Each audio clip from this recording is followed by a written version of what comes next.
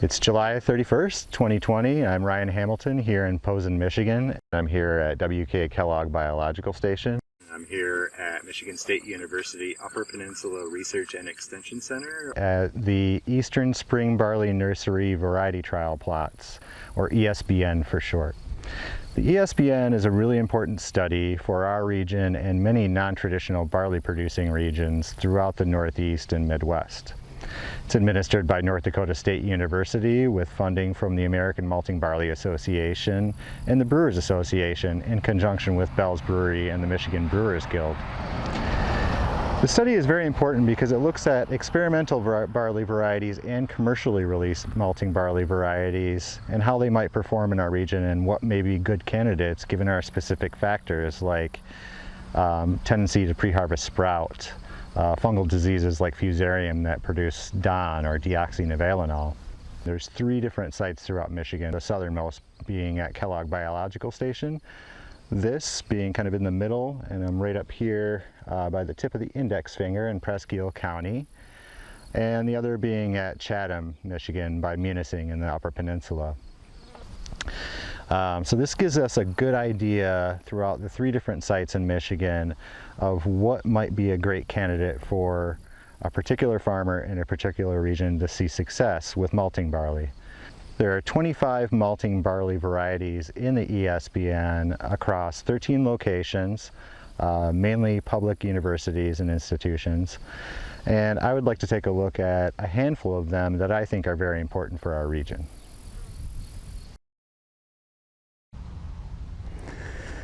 This is Pinnacle, which was bred at North Dakota State University, and our variety trial plots that were going to contain Pinnacle weren't very successful, but what we have here are some Pinnacle that did survive and come through. And it looks to me characteristically like Pinnacle should. The kernels are plump, very, very plump, like little footballs. And it's beautiful, and that's about all I can really say that's good about these. Characteristic of Pinnacle as well is its blue tinted stem with tons and tons of evidence of foliar disease. A lot of these heads that you see here are showing signs of fusarium contamination, so it's going to be probably high down. Here's a perfect one right here. Look at those green kernels with one brown suspect there. This is a rather diseased looking plot. It has just rained out here and we're in between storm cells, so it will rain again this afternoon, and that is the time of serious sprout risk for these small grains at maturity. Pinnacle serves as sort of a local check variety for us here in Michigan.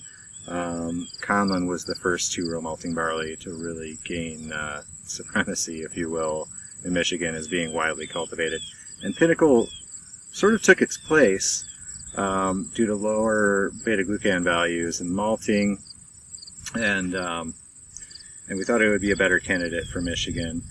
But it exhibits a lot of husk staining even through the malting process, so there were some customer complaints regarding that when I was back in the malt house, and its disease vulnerability kind of made it not such a great replacement for Conlon. So Conlon did have some advantages over it. This is LCS Odyssey. It is a spring 2-row malting barley from Lima Grain cereal seeds. And as you can see, it's rather short, but that's good protection against lodging. This has quickly become the most widely cultivated 2-row spring malting barley in our region. With good reason. It has good yields, excellent malting quality. As you can see, some of these awns are still green. Maybe you can see it, maybe you can't, but there's definitely still some vivid green on these awns, so it's not quite mature yet. But depending on moisture levels, it might be okay to combine and then dry down below 100 degrees Fahrenheit. Odyssey is a great variety for a number of reasons. It is a no GN producing variety, so for distilling that means there's no presence of glycosidic nitriles, which can actually be transformed in the distilling process into ethyl carbamate, which is a carcinogen. It's a breeding target in European breeding programs to really push dual use barleys for brewing and distilling. So that makes Odyssey very attractive. It's also low in beta glucans, which is attractive for brewers, high extract, which is attractive to everyone. So Odyssey at this site had some trouble emerging from the boot at heading, and that set it back a little bit. And it also had, you might be able to see on camera, some trouble with blotch of some sort. Most likely spot blotch, but it could also be net blotch or both. Consequently, this stand is looking a little rough. The disease ratings were a 4 of 5, so it's right at the top of disease susceptibility and disease infection this year.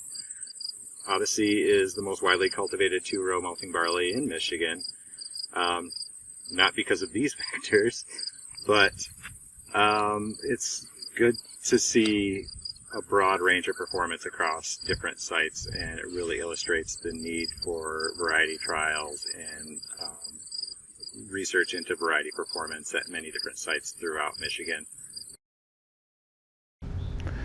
This is Explorer two-row malting barley from Sacobra, a French plant breeding company. Last year at KBS, this was the second highest yielder in spring two rows next to Odyssey at 86 bushels per acre compared to Odyssey's 91. So an excellent yielder, but as you can see, it's kind of a thin stand this year. Weeds have taken in and really made their presence known here. Not a great stand necessarily. We've got some staining on the flag leaf, which is still retained on there. The kernels look plump, but not overly plump. They don't have that great fat football shape that we like, that we saw in Pinnacle. But it's shown some promise for sure as a commercially released variety, and one that's adapted to many, many regions, as its name Explorer would suggest. And I do think it's a good candidate of interest to keep our eyes on as an alternative to Odyssey or what we already have. But that's not necessarily evidenced in this plot right here. But we should wait and see what the analysis returns, and I still have hope for it. This is LCS Genie, which is also a spring two-row malting barley from Lima Grain. As you can see, we've got nice plump kernels. Not too much staining on them, but a bit more than the Odyssey. And in my experience in the past with growers and seeing samples come through the malt house, it had a higher propensity for kernel staining than Odyssey does, and some other varieties like Comlin, for instance. Last year here it yielded about 68 bushels per acre, so well below the 91 bushels that we saw from LCS Odyssey. And it's hard to catch on camera here, but I'm seeing a couple heads that are affected by smut, which isn't a huge deal, but it's not something I noticed in Odyssey either. As far as germinative energy last year, or viability in the malt house, it was comparable to Odyssey as well. So it's not a bad choice if that's what you have to work with, but definitely I would recommend Odyssey over Genie. But this stand of Genie in particular this year looks really nice. A good second candidate if you can't get LCS Odyssey seed in the state, but the reason for me it would not be my first choice is, as you can see, this Genie is still in its bottle, so to speak. And by that I mean it's still green and it's not quite mature. It doesn't have that nice bright gold mature color like some of the other lines that we've talked about today.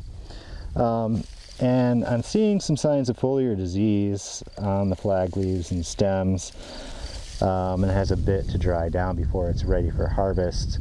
The kernels in particular are looking a bit thin. So we don't see that plumpness that even we saw in the Pinnacle, which was so shabby looking. It still had mostly plump kernels, and these are thin. This particular head here looks like it could be mistaken for rye even. just based on kernel plumpness.